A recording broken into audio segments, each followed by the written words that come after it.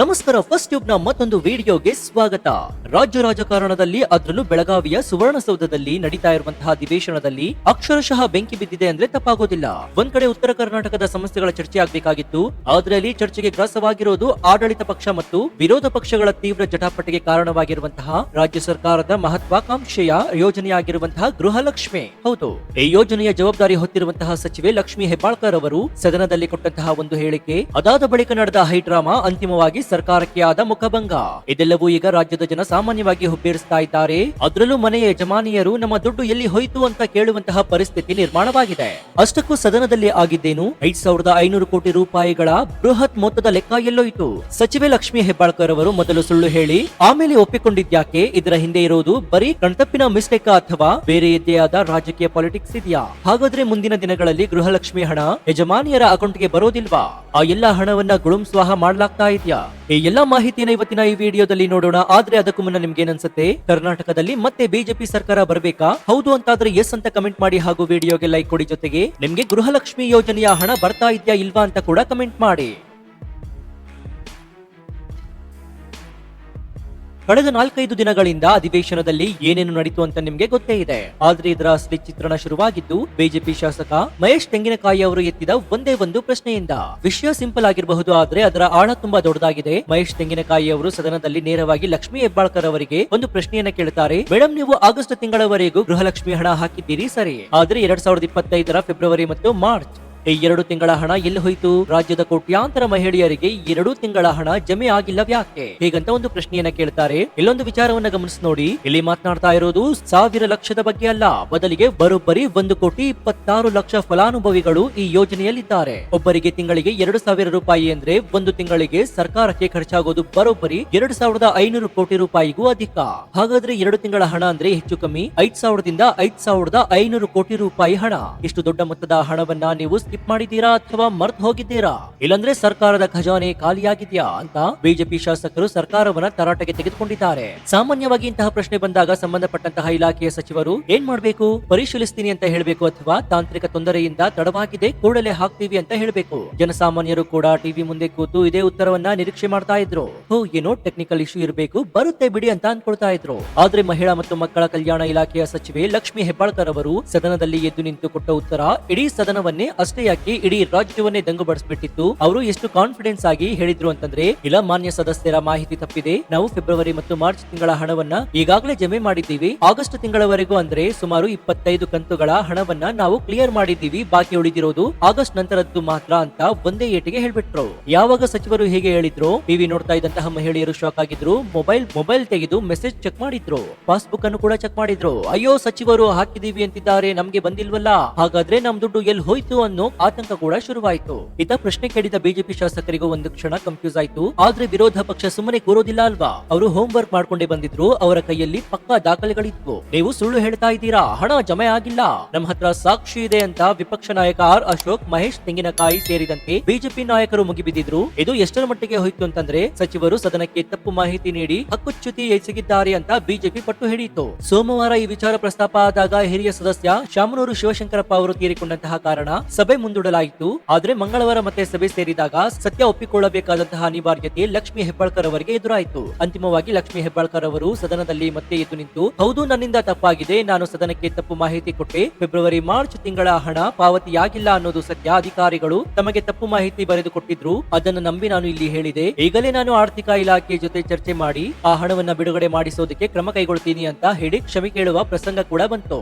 ಸ್ನೇಹಿತರೆ, ಇಲ್ಲಿ ಒಮ್ಮೆ ಗಮನಿಸಿ ನೋಡಿ, ಒಬ್ಬ ಸಚಿವರು ನನಗೆ ಗೊತ್ತಿರಲಿಲ್ಲ, ಅಧಿಕಾರಿಗಳು ಹೇಳಿದ್ರು ಅಂತ ಹೇಳಿ ಜಾರಿಕೊಳ್ಳೋದು ಎಷ್ಟು ಸರಿ? ಇದು ಸರ್ಕಾರದ ಘನತೆಯ ಪ್ರಶ್ನೆ ಅಲ್ವಾ? ಈಗ ಇಡೀ ಪ್ರಕರಣವನ್ನ ಆಳವಾಗಿ ವಿಶ್ಲೇಷಿಸೋದಾದ್ರೆ ಇಲ್ಲಿ 3 ಗಂಭೀರವಾದ ಪ್ರಶ್ನೆಗಳು ಹುಟ್ಟಿಕೊಳ್ಳುತ್ತವೆ. ಅದರಲ್ಲಿ ಮೊದಲನೇ ಪ್ರಶ್ನೆ, ಸಚಿವರಿಗೆ ಇಲಾಖೆಯ ಮೇಲೆ ಹಿಡಿತ ತಪ್ಪಿದ್ಯಾ? ಒಬ್ಬ ಸಚಿವರು ಅಂದ್ರೆ ಆ ಇಲಾಖೆಯ ಬಾಸ್. ಇಡೀ ರಾಜ್ಯದ ಕೋಟ್ಯಾಂತರ ಮಹಿಳೆಯರ ಜವಾಬ್ದಾರಿ ಅವರ ಮೇಲಿರುತ್ತೆ. ಒಬ್ಬ ಮನೆಯ ಯಜಮಾನಿಗೆ ತನ್ನ ಮನೆಯ ಖರ್ಚು ವೆಚ್ಚದ ಬಗ್ಗೆ ಮಾಹಿತಿ ಇಲ್ಲ ಅಂತಂದ್ರೆ ಆ ಮನೆ ನಡೆಯುತ್ತಾ?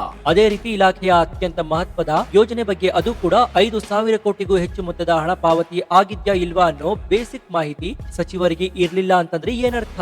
ಇದನ್ನ ನೋಡಿದ್ರೆ ಸಚಿವರು ಕೇವಲ ಅಧಿಕಾರಿಗಳು ಬರೆದುಕೊಟ್ಟ ಚೀಟಿಯನ್ನ ಓದೋಕೆ ಮಾತ್ರ ಸೀಮಿತ ಆಗಿದ್ದಾರಾ, ಅಥವಾ ಇಲಾಖೆಯಲ್ಲಿ ಏನೇನಾಗ್ತಿದೆ ಅನ್ನೋದರ ಬಗ್ಗೆ ಅವರಿಗೆ ಅರಿವೇ ಇಲ್ವಾ? ಇಂತಹದೊಂದು ಅನುಮಾನ ಜನರಲ್ಲಿ ಮೂಡಿದೆ. ಅಧಿಕಾರಿಗಳು ತಪ್ಪು ಮಾಹಿತಿ ನೀಡಿದ್ರು ಅಂತ ಹೇಳಿ ಇವರು ಸೇಫ್ ಆಗಬಹುದು, ಆದ್ರೆ ಅಂತಿಮವಾಗಿ ಉತ್ತರದಾಯಿತ್ವ ಯಾರದ್ದು? ಸಚಿವರದ್ದೇ ಅಲ್ವಾ? ಇನ್ನು ಇಲ್ಲಿ ಎರಡನೇ ಪ್ರಶ್ನೆ ಕೂಡ ಉದ್ಭವವಾಗುತ್ತೆ. ಹಾಗಾದ್ರೆ ಆ ಹಣ ಎಲ್ಲಿ ಹೋಯ್ತು? ಬಿಜೆಪಿ ನಾಯಕರು ಕೇಳ್ತಾ ಇರೋದು ಕೂಡ ಇದನ್ನೇ. ಮೇಡಮ್, ನೀವು ಹಾಕಿದೀವಿ ಅಂತಿದ್ದೀರಿ, ಜನರಿಗೆ ಬಂದಿಲ್ಲ ಅಂತೀರಿ, ಹಾಗಾದ್ರೆ ಆ 5,500 ಕೋಟಿ ಹಣ ಎಲ್ಲಿ ಹೋಯ್ತು? ಈ ಗ್ಯಾಪ್ ನಲ್ಲಿ ಆ ಹಣವನ್ನ ಬೇರೆ ಯಾವುದಕ್ಕಾದ್ರೂ ಬಳಸಲಾಗಿದ್ಯಾ?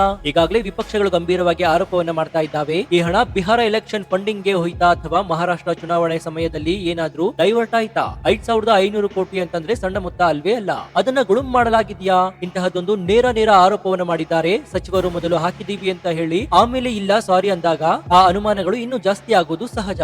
ಗೋಲ್ಮಾಲ್ ನಡೆದಿದೆ ಅಂತ ವಿಪಕ್ಷಗಳು ಬೊಬ್ಬೆ ಹೊಡಿತಾ ಇರೋದಕ್ಕೆ ಈ ಯೂಟರ್ನ್ ಹೇಳಿಕೆ ಕಾರಣವಾಗಿದೆ. ಇನ್ನು ಮೂರನೇ ಪ್ರಶ್ನೆ ಏನಂದ್ರೆ, ಮಹಿಳಾ ಕಾರ್ಡ್ ಬಳಕೆ ಎಷ್ಟು ಸರಿ? ಇದೆಲ್ಲದರ ನಡುವೆ ಲಕ್ಷ್ಮಿ ಹೆಬ್ಬಾಳ್ಕರ್ ಅವರು ಮತ್ತೊಂದು ದಾಳವನ್ನು ಉರುಳಿಸಿದ್ರು. ಯಾವಾಗ ಬಿಜೆಪಿ ನಾಯಕರು ಅದನ್ನ ತರಾಟೆಗೆ ತೆಗೆದುಕೊಂಡ್ರು, ಆಗ ಅವರು ನಾನು ಒಬ್ಬ ಮಹಿಳೆ ಎನ್ನುವ ಕಾರಣಕ್ಕೆ ನನ್ನ ಮೇಲೆ ಮುಗಿಬಿಡ್ತಾ ಇದ್ದೀರಿ, ನನ್ನನ್ನ ಟಾರ್ಗೆಟ್ ಮಾಡ್ತಾ ಇದ್ದೀರಿ ಅಂತ ಎಮೋಷನಲ್ ಕಾರ್ಡ್ ಪ್ಲೇ ಮಾಡಿದ್ರು. ಆದ್ರೆ ಇಲ್ಲಿ ಒಂದು ಮಾತನ್ನ ಹೇಳಲೇಬೇಕು. ನೀವು ಸಂವಿಧಾನಬದ್ಧವಾದಂತಹ ಹುದ್ದೆಯಲ್ಲಿದ್ದೀರಿ, ತಪ್ಪು ಮಾಡಿದಾಗ, ತಪ್ಪು ಮಾಹಿತಿ ನೀಡಿದಾಗ ವಿಪಕ್ಷಗಳು ಪ್ರಶ್ನೆ ಮಾಡುತ್ತವೆ. ಅದು ಪ್ರಜಾಪ್ರಭುತ್ವದ ನಿಯಮ. ಅಲ್ಲಿ ಗಂಡು ಹೆಣ್ಣು ಅನ್ನೋ ಪ್ರಶ್ನೆ ಬರೋದಿಲ್ಲ. ನೀವು ನಿಮ್ಮ ಇಲಾಖೆಯ ವೈಫಲ್ಯವನ್ನ ಸಮರ್ಥಿಸಿಕೊಳ್ಳಲು ನಾನು ಹೆಣ್ಣು ಅನ್ನೋದನ್ನ ಗುರಾಣಿಯಾಗಿ ಬಳಸಿಕೊಳ್ಳೋದು ಎಷ್ಟರ ಮಟ್ಟಿಗೆ ಸರಿ? ಇವತ್ತು ಮಹಿಳೆಯರು ಫೈಟರ್ ಜೆಟ್ ಓಡಿಸ್ತಾ ಇದ್ದಾರೆ, ದೇಶ ಆಳ್ತಾ ಇದ್ದಾರೆ. ಹಾಗಿರುವಾಗ ಒಂದು ಪ್ರಶ್ನೆಗೆ ಉತ್ತರಿಸಲಾಗದೆ ನನ್ನ ಮೇಲೆ ದಬ್ಬಾಳಿಕೆ ನಡೀತಾ ಇದೆ ಅನ್ನೋದನ್ನ ಆ ಸ್ಥಾನಕ್ಕೆ ಶೋಭೆ ತರೋದಿಲ್ಲ ಅನ್ನೋದು ರಾಜಕೀಯ ವಿಶ್ಲೇಷಕರ ಅಭಿಪ್ರಾಯವಾಗಿದೆ. ಇನ್ನು ಇದೇ ವೇಳೆ ತೆರೆಮರೆಯಲ್ಲಿ ನಡೀತಾ ಇರುವಂತಹ ಅಸಲಿ ಪಾಲಿಟಿಕ್ಸ್ ಬಗ್ಗೆ ಹೇಳ್ತೀವಿ ಕೇಳಿ. ಈ ಎಡವಟ್ಟು ಆಗಿದ್ದು ಕೇವಲ ಕಣ್ತಪ್ಪಿನಿಂದ ಅಲ್ಲ, ಇದರ ಹಿಂದೆ ಕಾಂಗ್ರೆಸ್ ಒಳಗಿನ ಬಡ ರಾಜಕೀಯದ ವಾಸನೆ ಬರ್ತಾ ಇದೆ ಅನ್ನೋ ಮಾತುಗಳು ವಿಧಾನಸೌಧದ ಪಡಸಾಲೆಯಲ್ಲಿ ಕೇಳಿ ಬರ್ತಾ ಇದೆ. ನಿಮ್ಗೆಲ್ಲ ಗೊತ್ತಿರೋ ಹಾಗೆ ರಾಜ್ಯ ಕಾಂಗ್ರೆಸ್ ನಲ್ಲಿ ಸಿದ್ದರಾಮಯ್ಯ ಬಣ ಮತ್ತು ಡಿಕೆ ಶಿವಕುಮಾರ್ ಬಣ ಅಂತ ಎರಡು ಪವರ್ ಸೆಂಟರ್ ಗಳಿವೆ. ಲಕ್ಷ್ಮಿ ಹೆಬ್ಬಾಳ್ಕರ್ ಅವರು ಡಿಕೆ ಶಿವಕುಮಾರ್ ಬಣದ ಪ್ರಬಲ ನಾಯಕಿ ಅನ್ನೋದು ಎಲ್ಲರಿಗೂ ಗೊತ್ತಿರೋ ವಿಚಾರ.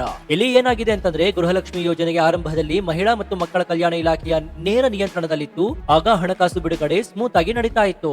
ಆದ್ರೆ ಮೂಲಗಳ ಪ್ರಕಾರ 2024ರ ಕೊನೆಗೆ ಮತ್ತು 2025ರ ಆರಂಭದಲ್ಲಿ ಈ ಹಣಕಾಸು ಬಿಡುಗಡೆಯ ಕಂಟ್ರೋಲ್ ಅನ್ನ ಆರ್ಥಿಕ ಇಲಾಖೆ ತನ್ನ ಸುಪರ್ದಿಗೆ ತೆಗೆದುಕೊಳ್ತು. ಆರ್ಥಿಕ ಇಲಾಖೆ ಇರೋದು ನೇರವಾಗಿ ಮುಖ್ಯಮಂತ್ರಿ ಸಿದ್ದರಾಮಯ್ಯ ಅವರ ಅಡಿಯಲ್ಲಿ. ಇನ್ಸೈಡ್ ರಿಪೋರ್ಟ್ ಪ್ರಕಾರ ಜನವರಿ 25ರವರೆಗೆ ಹಣ ಸರಿಯಾಗಿ ಹೋಗಿದೆ. ಆದ್ರೆ ಫೆಬ್ರವರಿ ಮತ್ತು ಮಾರ್ಚ್ ತಿಂಗಳಲ್ಲಿ ಆರ್ಥಿಕ ಇಲಾಖೆಯಿಂದ ಹಣ ಬಿಡುಗಡೆಯಾಗಿಲ್ಲ. ಇದಕ್ಕೆ ಬಜೆಟ್ ನೆಪ ಅಥವಾ ಖಜಾನೆ ಖಾಲಿ ಅನ್ನೋ ಕಾರಣ ಕೊಟ್ಟರು. ಅದಾದ ನಂತರ ಏಪ್ರಿಲ್ ನಿಂದ ಮತ್ತೆ ಹಣ ಬಿಡುಗಡೆಯಾಯಿತು. ಮಧ್ಯದ ಈ 2 ತಿಂಗಳು ಅಂದ್ರೆ ಫೆಬ್ರವರಿ ಮಾರ್ಚ್ ಹಾಗೆ ಪೆಂಡಿಂಗ್ ಉಳಿದೋಯ್ತು. ಇಲ್ಲಿ ರೋಚಕ ಸಂಗತಿ ಏನಂದ್ರೆ, ಹಣ ಬಿಡುಗಡೆಯಾಗಿಲ್ಲ ಅನ್ನೋ ಸತ್ಯ ಲಕ್ಷ್ಮಿ ಹೆಬ್ಬಾಳ್ಕರ್ ಅವರಿಗೆ ಗೊತ್ತೇ ಇರಲಿಲ್ವಾ? ಖಂಡಿತ ಗೊತ್ತಿರುತ್ತೆ. ಯಾಕಂದ್ರೆ ಅವರು ಆ ಇಲಾಖೆಯ ಸಚಿವೆ. ಅವರು ಸಿಎಂ ಬಳಿ ಅಥವಾ ಹಣಕಾಸು ಇಲಾಖೆ ಅಧಿಕಾರಿಗಳ ಬಳಿ ಈ ಬಗ್ಗೆ ಚರ್ಚೆ ಮಾಡಿರ್ತಾರೆ. ಆದ್ರೂ ಸದನದಲ್ಲಿ ಸುಳ್ಳು ಹೇಳಿದ್ಯಾಕೆ? ಅದಕ್ಕೊಂದು ಥಿಯರಿ ಕೂಡ ಇದೆ. ಒಂದ್ ವೇಳೆ ಹಣಕಾಸು ಇಲಾಖೆ ಅಂದ್ರೆ ಸಿಎಂ ಇಲಾಖೆ ಹಣ ಬಿಡುಗಡೆ ಮಾಡಿಲ್ಲ ಅಂತ ಲಕ್ಷ್ಮಿ ಹೆಬ್ಬಾಳ್ಕರ್ ಅವರು ಸದನದಲ್ಲಿ ಬಹಿರಂಗವಾಗಿ ಹೇಳಿದ್ರೆ, ಅದು ಪರೋಕ್ಷವಾಗಿ ಸಿಎಂ ಸಿದ್ದರಾಮಯ್ಯ ಅವರ ಮೇಲೆ ಗೂಬೆ ಕೂರಿಸಿದ ಹಾಗೆ ಆಗುತ್ತೆ. ನಮ್ಮ ಸರ್ಕಾರದಲ್ಲಿ ನಮಗೆ ಹಣ ಕೊಡ್ತಿಲ್ಲ ಅಂತ ಒಪ್ಪಿಕೊಂಡ ಹಾಗೆ ಆಗುತ್ತೆ. ಇದರಿಂದ ಡಿಕೆ ಶಿವಕುಮಾರ್ ಮತ್ತು ಸಿದ್ದರಾಮಯ್ಯ ಬಣದ ನಡುವೆ ಕಚ್ಚಾಟ ಕೂಡ ಬೀದಿಗೆ ಬರುತ್ತೆ. ಹೀಗಾಗಿ ಮುಜುಗರವನ್ನ ತಪ್ಪಿಸೋದಕ್ಕೆ ಅಥವಾ ಸರ್ಕಾರದ ಮಾನ ಕಾಪಾಡೋದಕ್ಕೆ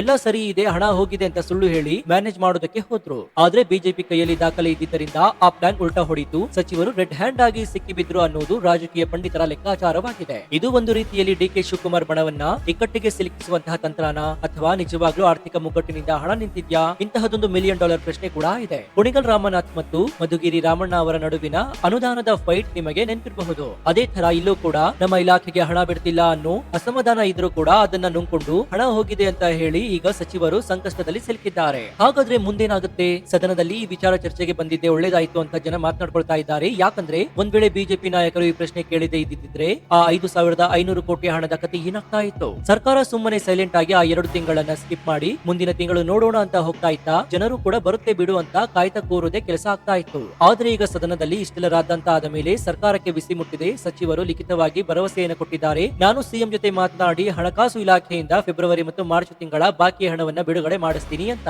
ಸೊ ಈ ಹೈಡ್ರಾಮಾದಿಂದ ಅಲ್ಟಿಮೇಟ್ ಆಗಿ ಲಾಭ ಆಗಿದ್ದು ರಾಜ್ಯದ ಮಹಿಳೆಯರಿಗೆ.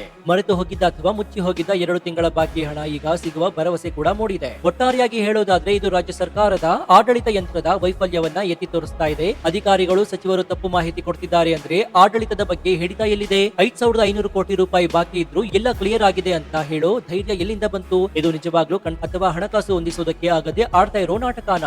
ಇದಕ್ಕೆಲ್ಲ ಮುಂದಿನ ದಿನಗಳಲ್ಲಿ ಉತ್ತರ ಸಿಗಲಿದೆ. ಸದ್ಯಕ್ಕಂತೂ ಈ ಗೃಹಲಕ್ಷ್ಮಿ ಯೋಜನೆಯ ಆ ಮಿಸ್ಸಿಂಗ್ ಅಮೌಂಟ್ ಮಿಸ್ಟರಿ ರಾಜ್ಯ ರಾಜಕಾರಣದಲ್ಲಿ ದೊಡ್ಡ ಸಂಚಲನವನ್ನೇ ಸೃಷ್ಟಿ ಮಾಡಿದೆ. ಬಿಜೆಪಿ ಇದನ್ನೇ ಅಸ್ತ್ರ ಮಾಡಿಕೊಂಡು ಹೋರಾಟಕ್ಕೆ ಇಳಿದಿದೆ. ಸರ್ಕಾರ ಮುಖಭಂಗದಿಂದ ಪಾರೋಗೋದಕ್ಕೆ ಆದಷ್ಟು ಬೇಗ ಹಣ ಬಿಡುಗಡೆ ಮಾಡಲೇಬೇಕಾದ ಒತ್ತಡದಲ್ಲಿದೆ. ಸೊ ನಿಮ್ಮ ಪ್ರಕಾರ ಏನಿದು? ಇದು ನಿಜವಾಗ್ಲೂ ಮಿಸ್ಟೇಕ್ ಅಥವಾ ಇದರ ಹಿಂದೆ ಬೇರೆ ಏನಾದ್ರೂ ಸ್ಕ್ಯಾಮ್ ಇದೆಯಾ? ಆ 5,500 ಕೋಟಿ ಹಣ ಎಲ್ಲಿ ಹೋಗಿರಬಹುದು? ಮತ್ತೆ ಸಚಿವರು ಹೀಗೆ ಸುಳ್ಳು ಹೇಳಿ ಸಿಕ್ಕಿಬಿದ್ದ ಮೇಲೆ ಅಧಿಕಾರಿಗಳ ಮೇಲೆ ಗೂಬೆ ಕೂರಿಸೋದು ಸರಿನಾ? ನಿಮ್ಮ ಅಭಿಪ್ರಾಯ ಏನು ಅಂತ ಕಮೆಂಟ್ ಮಾಡಿ ಹಾಗೂ ವಿಡಿಯೋಗೆ ಲೈಕ್ ಕೊಡಿ. ಜೊತೆಗೆ ನೀವು ಇನ್ನೂ ನಮ್ಮ ಚಾನೆಲ್ ಅನ್ನು ಸಬ್ಸ್ಕ್ರೈಬ್ ಮಾಡ್ಕೊಂಡಿಲ್ಲ ಅಂದ್ರೆ ಕೂಡಲೇ ಸಬ್ಸ್ಕ್ರೈಬ್ ಮಾಡ್ಕೊಂಡು ಪಕ್ಕದಲ್ಲಿರುವಂತಹ ಬೆಲ್ ಐಕಾನ್ ಅನ್ನು ಪ್ರೆಸ್ ಮಾಡಿ. ಇದರಿಂದ ನಾವು ಹಾಕುವ ಹೊಸ ವಿಡಿಯೋಗಳ ನೋಟಿಫಿಕೇಶನ್ ಮೊದಲು ನಿಮಗೆ ಸಿಗುತ್ತೆ. ಇದಾಗಿತ್ತು ಈ ಕ್ಷಣದ ವಿಶೇಷ. ನೋಡ್ತಾ ಇರಿ ಫಸ್ಟ್ ಟ್ಯೂಬ್ ಕನ್ನಡ. ಧನ್ಯವಾದ.